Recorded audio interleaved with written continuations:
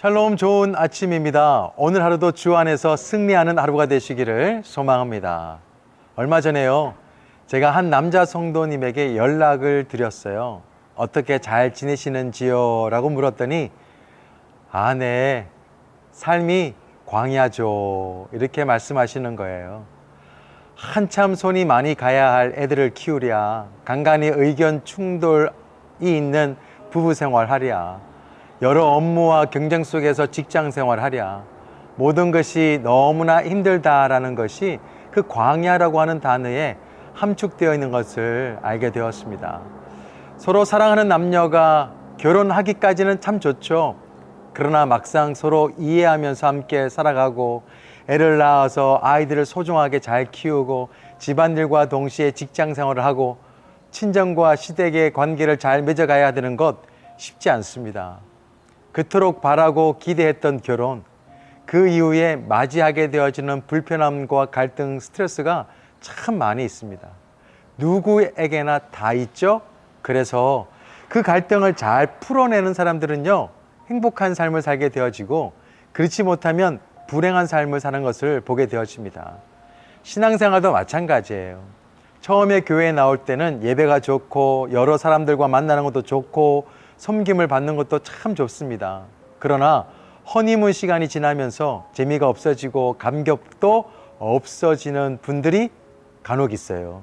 말씀대로 사는 것이 버겁고 암과 삶이 일치가 되도록 사는 것이 힘겹고, 변화의 삶을 사는 것 옳다는 것을 인정하고 있지만 내가 변화되는 것은 싫어서 자신의 내면에서 충돌하고 갈등이 생깁니다.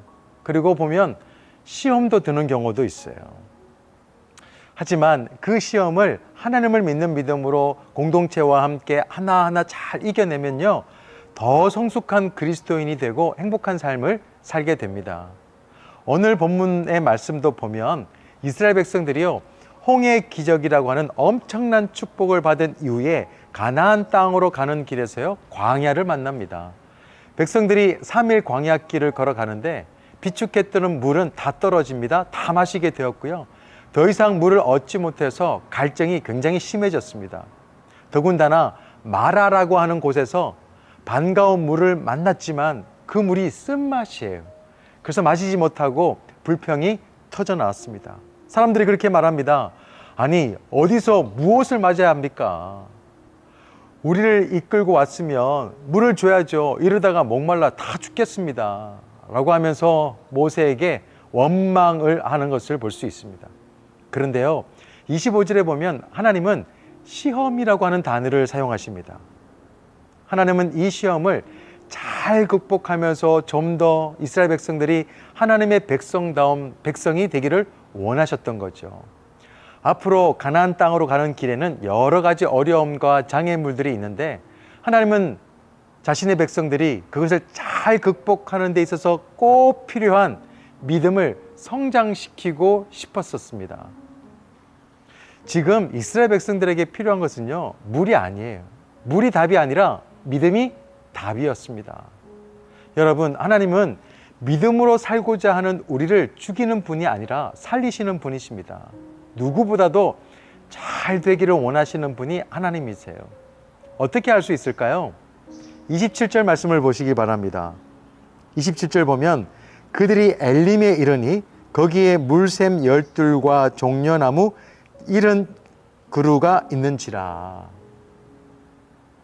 마라에서 좀만 더 가면요, 마실 만한 물이 있는 엘림이 준비되었다는 것을 볼 수 있습니다. 만약에요, 그 사실을 백성들이 알고 믿었다라고 한다면 백성들은 결코 원망하지 않았을 것입니다. 참았을 거예요? 인내했을 것입니다. 그래요. 믿음이라는 것은요, 하나님께서 약속하신 미래를 현재로 사는 거예요. 내 감정대로 살지 않고 믿음으로 살면요, 엘림의 축복을 누릴 수가 있어요. 또 내 생각대로 살지 않고 신앙으로 살면요, 엘림의 만족을 누릴 수가 있습니다. 그렇다면 엘림의 축복을 누리려면 어떻게 해야 될까요? 모세를 통해서 배울 수가 있습니다. 25절 말씀 같이 볼까요? 모세가 여호와께 부르짖었더니 여호와께서 그에게 한 나무를 가리키시니 그가 물에 던지니 물이 달게 되었더라. 보세요. 모세는 원망을 선택하지 않고 하나님을 선택합니다. 모세는 불평하지 않고요. 하나님을 찾고 기도했습니다. 그리고 더 중요한 모습이 하나 보입니다. 바로 작은 일에 순종하는 것입니다. 하나님께서 모세에게 이렇게 말하죠. 말씀하시죠. 나뭇가지를 물에 던지라. 이에 대해서 웬만한 사람들은 아마 아니 사람들이 다 쳐다보고 있는데 창피하게 무슨 나뭇가지 하나를 물에 던지라고 하십니까?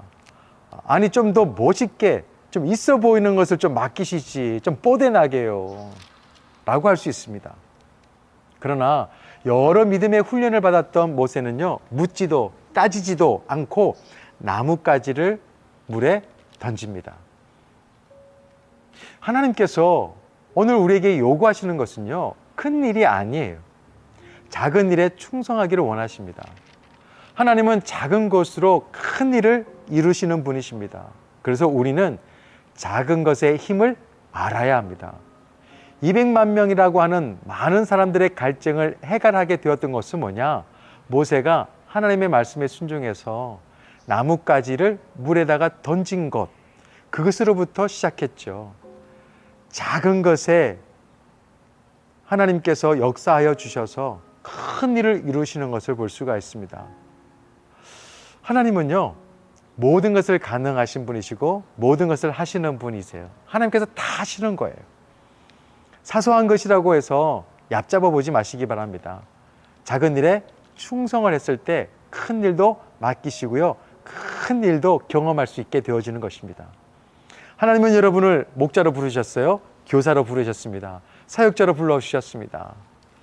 그 하나님의 부르심에 따라 살아갈 때 성령님께서 주시는 감동이 있습니다. 작은 일도 있고 큰 일도 있을 거예요. 특별히 작은 요구에 순종으로 반응하시길 바랍니다. 내 생각으로 반응하지 않고 믿음으로 반응하세요. 작은 순종이 내일을 보장하게 합니다. 작은 충성이요 다음을 보증하게 합니다. 작은 일을요 우습게 보지 마세요. 여러분의 작은 헌신이 훗날에 웃게 합니다. 오늘 말씀을 정리하면 이렇습니다. 우리가 하나님의 은혜로 구원을 받았습니다. 참 축복된 일이죠. 그렇지만 신앙생활을 하다 보면 광야 같은 곳을 걸어갈 때가 있다는 거죠. 당장 내게 필요한 것이 없는 마라 땅에 도착할 때도 있을 거예요. 그렇지만 마라에서 멈추는 믿음이 되지 말고요. 반드시 이루실 약속의 말씀을 꼭 붙잡고 내게 닥쳐진 시험을 믿음으로 잘 이겨낼 수 있는 성도님들이 되기를 소망합니다. 그리고 불순종으로 쓴맛을 보는 마라 인생이 아니라 순종함으로 축복을 누릴 수 있는 엘림 인생을 사시기를 바랍니다. 오늘도 작은 순종이 필요할 때 믿음으로 반응하세요. 그 작은 힘의 능력을 여러분께서 삶 속에서 경험하게 되어질 것입니다. 하나님께서 일하십니다. 여러분의 작은 순종을 통해서요. 기도하겠습니다. 하나님 아버지 감사합니다. 오늘 말씀을 듣고 하나님께서 나에게 주시는 말씀에 대해서 순종함으로 반응하게 하여 주옵소서. 그것이 작은 순종이라도 하나님께서 그것을 통하여서 놀랍게 일하실 것을 믿으며 살아가게 하여 주옵소서. 예수 그리스도의 이름으로 기도드립니다. 아멘.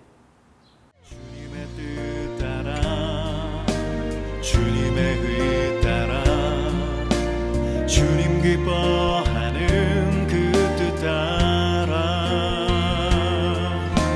자기 부인하고 십자가 지고 주님만을 따를 자 누구인가. 주님의 성령 부어주소서. 굳은 마음 제하시고 이 땅을 향한 주의 해 끓는 맘 부사 무너진 교회 회복시키고 주 오실 길 예비하라.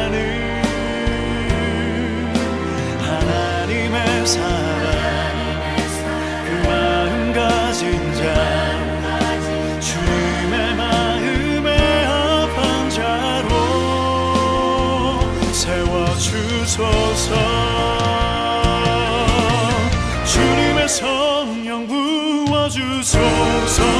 굳은 마음 제하시고 이 땅을 향한 주의 끓는 맘 구사. 무너진 교회 회복시키고 주 오실 길 예비하는 하나님의 사랑, 그 마음 가진 자, 예수님의 마음, 그 마음 가진 자, 주님의 마음에 합한 자로